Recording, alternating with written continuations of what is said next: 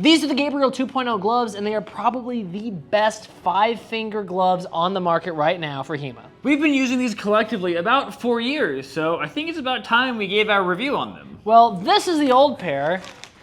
They're a little bit worse for wear, as you can see, but we were using these for almost everyday use. And they held up. They held up really, really well. They still kind of are. The only reason we're swapping now is because we're starting to get minor hand injuries, which is generally when you want to swap. But if we wanted to, these would be safe for lighter use. The plates mostly held up. There's a couple of spots where the rivets have failed on the tip of your finger after a long, long time, but most of the plastic is still intact. The ties have come undone a million times. That's the biggest drawback. You're gonna have to retie these, but it's not that big of a deal. The real reason we had to get a new pair was because the underglove is disintegrating. But this is the biggest problem on most gloves with an integrated underglove. Eventually, it will wear out. The best part about these gloves are the dexterity they give you. These truly are the most dexterous 5-finger gloves that you can order right now. There are a couple of models like the Zoltan that are a little bit nicer, but they cost a lot more and you have to wait forever to get one if you ever can get one. And they're super protective. They're almost as protective as normal clamshells. Of course, any 5-finger glove isn't gonna be quite as protective as a clamshell glove, but these get pretty close. We never had any serious hand injuries in these. Now, I will say we are not fencing like apes. We're not smashing as hard as we can, so if that's the kind of fencing you do, you might need something a bit heavier.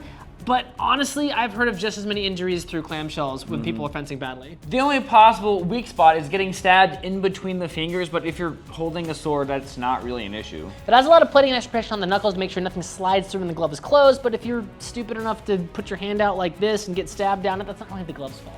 Now, as they age, that protection starts to wear out, so you might be able to catch a shot there, and I have, but even then, it was still fine. Realistically, I'd say we got about a year or a year and a half out of these before they started to disintegrate. We patched them and got about another half a year out of them. And when it comes to heavy-duty safety equipment, that's pretty good. If you're using the glove in hard sparring every day or 3 or 4 times a week, you probably need to consider this about a 1-year purchase. Which is a pretty common lifespan for HEMA gear in general. These cost somewhere in the $350 range, and that is a little bit more expensive than most clamshells on the market, but not by a lot. It's about $100 more, and you do get a lot more than you do in a clamshell. What's also great is they have such a low profile that you can fit them in some complex hilted swords, like some side swords. So at the end of the day, if you're looking for a 5-finger glove, this is really your best option.